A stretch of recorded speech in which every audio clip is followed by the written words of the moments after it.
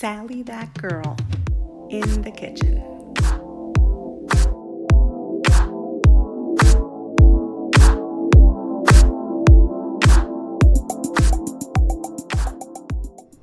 Hi everyone, and welcome to another episode of Sally that girl in the kitchen.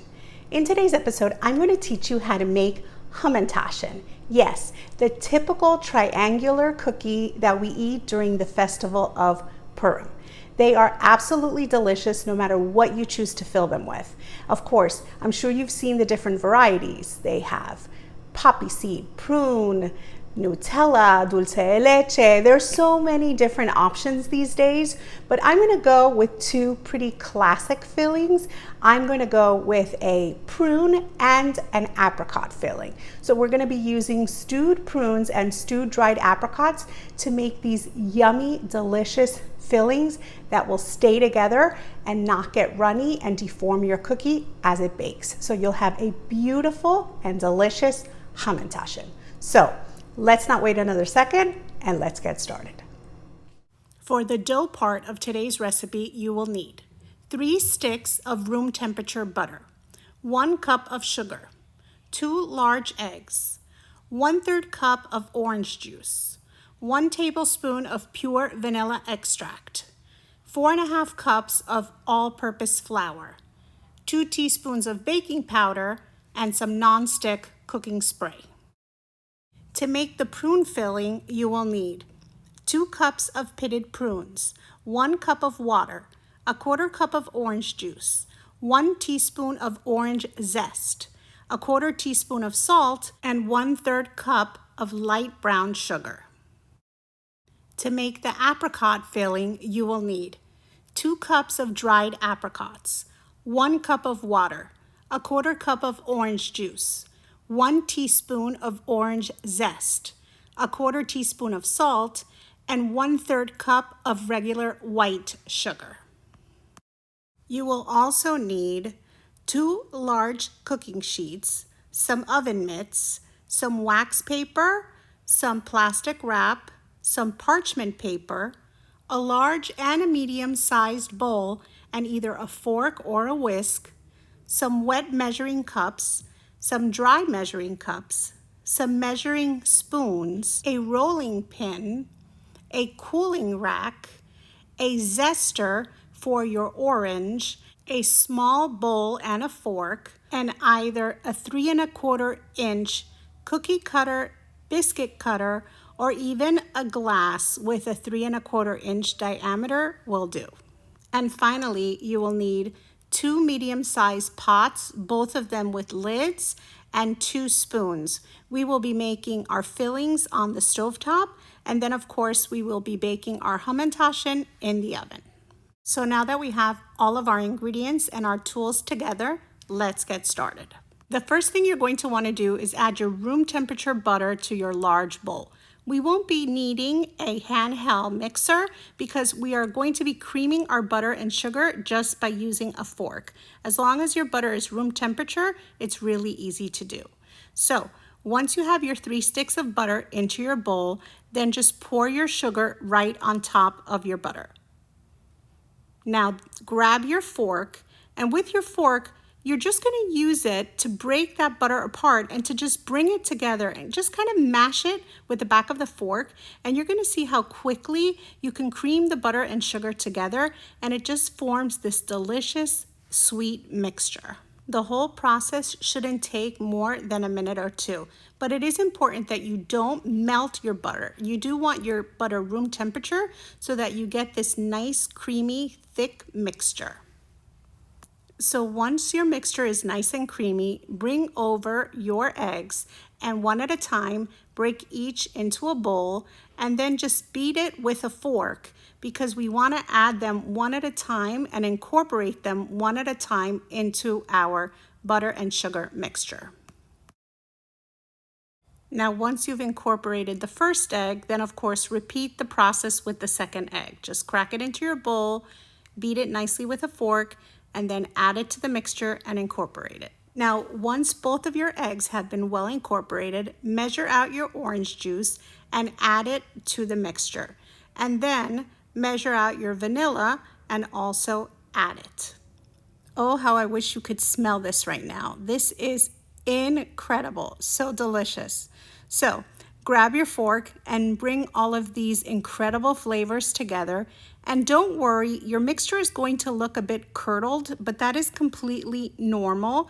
The addition of that orange juice with the butter and the eggs definitely will give you a curdle kind of look, but it's nothing to worry about. That is totally normal. So just use your fork and incorporate the ingredients really well.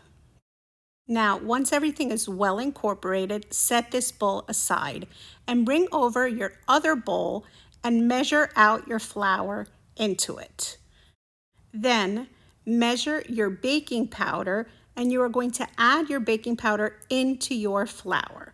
Now, once you've added it, then just combine the two. We want to try to make sure that that baking powder is well distributed amongst the flour. So just use a fork or a whisk and then just help incorporate that baking powder into your flour. Now, once again, bring over your large bowl, and you want to give it a little mix because the juice is going to want to separate from the rest of the ingredients. So just go ahead and give it another little mix with your fork. And then once you've brought the ingredients together once again, then we are going to start incorporating our flour. So what I like to do is bring over the bowl with the flour, and I just pour in about 1/3 of the mixture, and then I use my large fork and I just mix it all together and begin to bring it together to form my dough. There's nothing to it. You don't need a mixer, you don't need any special equipment. All you need is a fork or a whisk or a dough whisk, and you're just gonna give this all a nice stir and bring it all together. Now, once you see that that first portion of flour has been incorporated, then just bring over your bowl once again and pour in your second third, and then do the same process. Just continue to mix to bring it in. You want to make sure that that flour gets well incorporated into this dough mixture. And what I do is, as you can see, I just go around the bowl with my fork and I turn my bowl as I work. That really helps me bring all of my ingredients together. And then I add that third portion of flour and I continue to stir to bring it all together. Now, once I've noticed that it's becoming a little more difficult, I clean off my fork or my whisk and I switch to my hands, because there's nothing like using your hands to really get in there and pick up any of that flour, especially the flour that has stuck to the bottom and the sides of the bowl. So just bring in your hands and just fold the dough over as I'm doing here. And then just continue to bring it together until you've formed a nice cohesive ball of dough. So once you've done so, grab some plastic wrap and cover your dough ball to place in the refrigerator for at least 2 hours to chill. You can do your dough portion the night before and then work on your filling and shaping in the morning, or if not, just place your dough in your refrigerator for 2 hours to let it cool while you work on your delicious filling. So let's work on our apricot filling first, but we're really going to do both of them simultaneously because the recipes are very similar. So for the apricot one, you're just going to measure out your apricots and you're going to pour them into your pot. Then measure out your sugar and add that. Then measure out your salt and add it. Now measure out your water and add your water.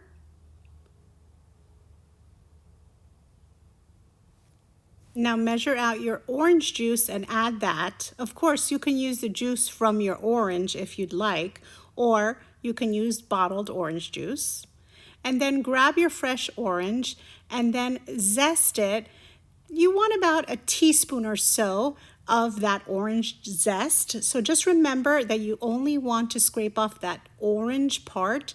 So just move around your orange so that you don't get any of the white, because the white part is bitter. And what we want are those fragrant oils and that delicious flavor of that yummy orange zest. So now all of our ingredients are in and our mixture is looking quite yummy, but of course we need to cook it down. So it's now time to turn on our stove, and you want to start at about medium because it won't take more than a minute or two for this mixture to start to boil. So grab a spoon and just mix your ingredients together, making sure that everything is nicely incorporated, and then just watch it for a minute or two until the mixture starts to boil. It's going to happen very fast. Now, once you notice that the mixture is starting to bubble up, it's time to cover it, and then you're also going to lower your temperature because you want to bring this down to low, or if you have a simmer setting, then to like a medium simmer. But if not, low is fine. And you want to keep it covered and cook it for 30 full minutes. So as soon as that mixture starts cooking, then you can do the same exact procedure with your prunes. So you add your prunes. And this time I'm going to be using brown sugar because I like the molasses and just that caramelization that comes from brown sugar. And I didn't want to darken my apricot mixture, so I prefer to use regular white sugar and apricot. So now add your salt. You're going to add your water, your orange juice, and your orange zest the same way you did previously, remembering to just work on the dark orange part of the peel. So now once all of your ingredients are in, just give it all a little stir. We are going to do just as we did with the apricot. We're going to turn the heat on to medium. We're going to watch this for about a minute or two until it starts to bubble. And then once it's boiling, we're going to lower our temperature to low or to a medium simmer, depending on your stove. And then you're going to cover it and you are going to let this cook for a full 30 minutes. So at this point, make sure you have a timer on to remind you when 30 minutes have passed.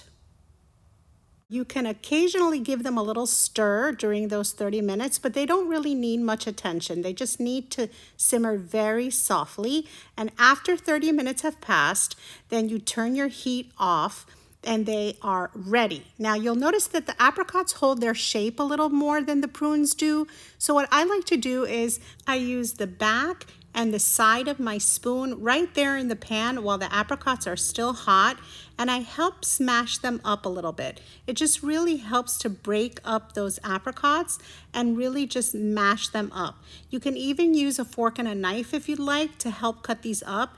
And of course, you can run them through your food processor if you'd like, but I don't feel like I need to, because just by mashing them up well with either a spoon or just chopping them a little with a fork and a knife, they will really break apart. They're really tender after simmering softly for that half hour, that they will really come apart with just a little help. Now, as for the prunes, those break apart really well by themselves. You really have to do nothing to them. They really just fall apart with the heat of the stove. So I just give them a little stir and I turn the heat off and they are ready. They really need no chopping whatsoever. They're just perfect as is. Look at how delicious they look, and they're just beautiful with that brown sugar and that orange juice. Delicious. So now what I like to do is I like to transfer my fillings into bowls so that they can cool. Remember, our dough is in the refrigerator and we want it to get nice and cold for us to work on it. So we wouldn't want to add hot filling to our cold dough. So by adding these fillings into a bowl, they can also cool while our dough is getting ready to be worked on. So I just add the apricot to one and I add the prune to the other, and then they will cool and be ready for our Hamantaschen. So now that our dough is almost ready to be worked on, I'm going to preheat my oven to 375 degrees, and I'm going to prepare my baking trays. So what I want to do is I want to line them with parchment paper, and then I'm going to spray them both with nonstick cooking spray. I am using 2 large baking sheets because I am making 2 batches of Hamantaschen. We're making one of prune and one of apricot. So since I'm going to have plenty of Hamantaschen, I want to prepare 2 large trays. Now set those trays aside and tear 2 long sheets of wax paper because we are going to be working on our dough between 2 sheets of wax paper. So now our dough is cooled. It's been in the refrigerator for at least 2 hours and we are ready to work on it. So bring it out of the refrigerator, uncover it, and then we're going to portion it. We're going to cut it in half so that we can work on half of our dough with one filling and the other half with the other filling. Just place half of your dough on one of the sheets of wax paper, and then what we're going to do is we're going to cover the other half and put it back in the refrigerator so that it can stay there until we are ready to work with this portion of dough. So now with that first half of your dough, what you want to do is you want to shape it into a rough ball, and then you want to place it on your wax paper. What we want to do is place another sheet of wax paper on top of it, and then we're just going to press down and flatten the ball. What we want to do is to spread this dough out, and we want to roll it with our rolling pin. But of course, we can also use our hands. We can use the palm of our hand. We can use the heel of our hand, our fingertips, whatever, just to be able to spread our dough out thin. So whatever method you prefer, that's totally perfect. I like to use a combination of all of these methods. I use my hand, I use my palm, I use my rolling pin, but when I do roll, I put the wax paper on top of the dough so that my rolling pin does not stick to it. And notice how I just press down gently and then I roll. It really helps stretch my dough out. And then of course, just reposition your dough as needed, and you want to stretch it out real long and thin. So once you have, peel off the top wax paper, and then I just kind of use my fingers, any area that's sticking up a little bit, I just flatten it out, and then I grab my either cookie cutter or biscuit cutter or glass, whatever it is that you're using to cut your Hamantaschen, and then just start cutting circles out of this delicious dough that we have now flattened. You are going to repeat this process over and over because of course we want to make many yummy Hamantaschen, and so for each one you will have to cut a circle out. So you may be wondering, why are we cutting circles if Hamantaschen are triangular? Well, you are soon going to see. We are going to take these circles, we're going to fill them, and then we are going to fold them to make that classic triangular Hamantaschen shape. Now, just as with any other type of cookie that you would roll out and cut, you want to remove the excess dough from in between your circles, and then we are going to set that aside because we are going to continue to use it to make more Hamantaschen. But while I fill these, I keep it in the refrigerator because we really like cold dough when we're working on Hamantaschen. So I just wrapped it up and I stuck it in the fridge. Now, let's bring over our apricot filling and let's start filling some of our Hamantaschen. I like to use 2 teaspoons, and then what I do is I grab some filling with one and I use the other to help myself place the filling in the center of my circle. Notice the amount of filling that I'm using per Hamantaschen.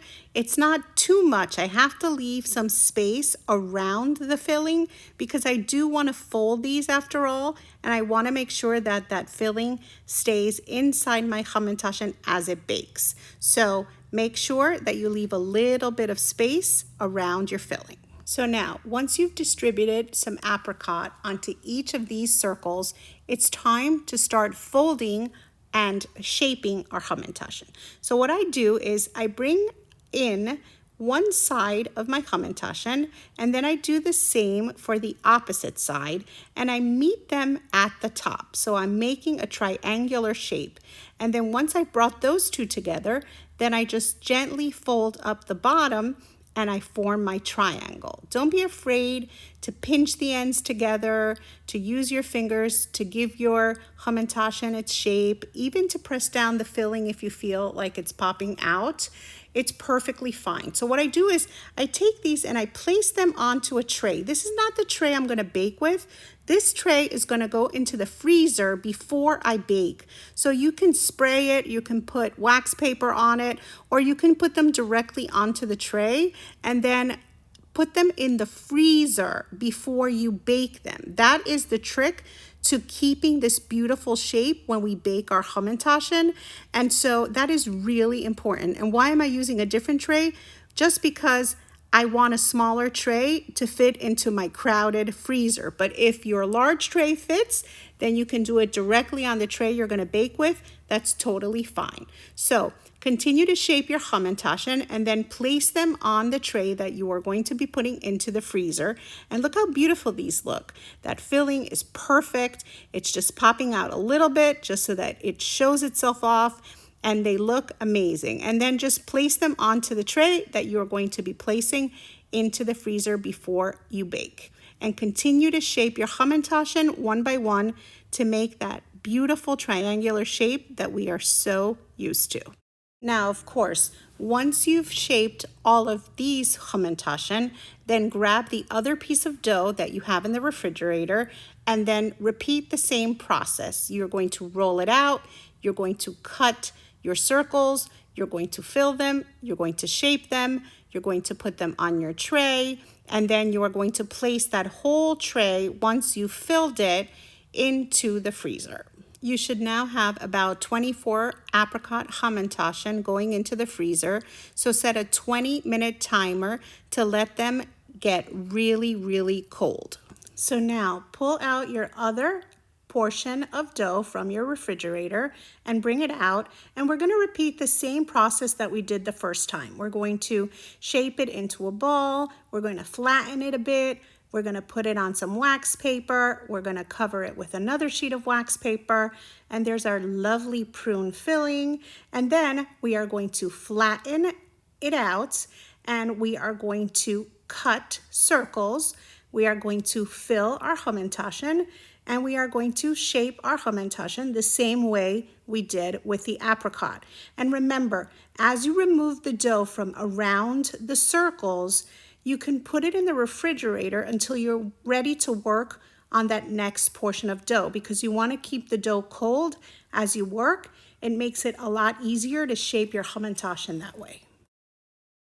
So while I've been working, my apricot Hamantaschen have been in the freezer, and now it's going to be just about 20 minutes that they've been in there.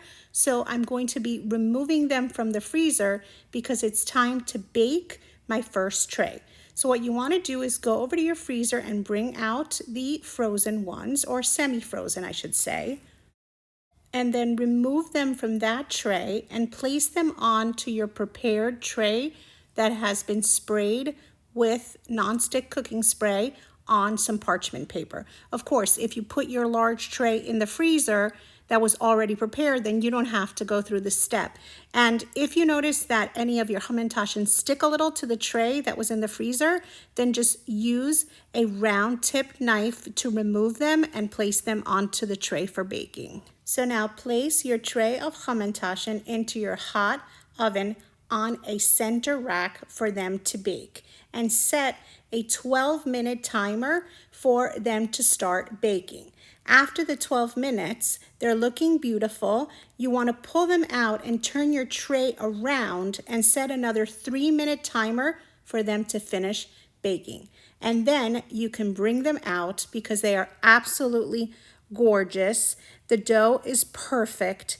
And what I love most about this recipe is that it has the perfect amount of orange juice in the dough so that it is not overly dry and brittle. It still has that delicious Hamantaschen feel and flavor, but the dough is not too dry. It's absolutely perfect. And of course, using that stewed fruit really makes this extra special. Now, you want to leave your Hamantaschen on the hot tray for 5 minutes before you remove them. So set a 5-minute timer, and then after the 5 minutes have passed, then you want to remove them and put them onto your cooling rack. And they are looking and smelling amazing. They are so good. I can't wait to try them. So now you can go back to working on your prune Hamantaschen and just continue to cut them and fill them and shape them and place them on that tray where you're going to be putting them into the freezer. And then once you've shaped them all, you should also get about 24 prunes. So you're going to have about 48 in total.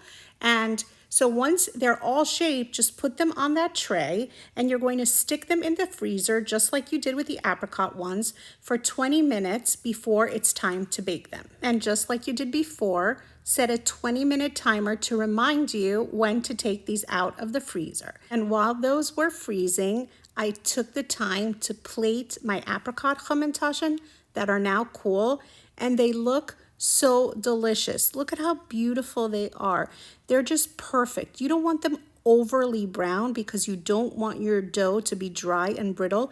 You just want a touch of brown on them. And really look at that delicious stewed apricot filling. They're just absolutely gorgeous and they smell incredible. So now it's been about 20 minutes and it's almost time to pull out my prune Hamantaschen from the freezer. So just like before, I'm going to remove the tray and I'm going to carefully remove my Hamantaschen and place them on a prepared baking sheet that has parchment paper and nonstick cooking spray. And then I'm going to place them in the oven on a center rack and I'm going to set a 12-minute timer for them to begin cooking. And they look incredible. And then I set another 3-minute timer after turning my tray around for even cooking. And look at how gorgeous they are once they are ready. They are just as beautiful and fragrant as the apricot ones. They really look incredible. I just love the way that stewed fruit glistens. It's just so delicious and it's really extra special. It's a high quality Hamantaschen using delicious fruit and juice and zest and really incredible quality ingredients that will give you a delicious result.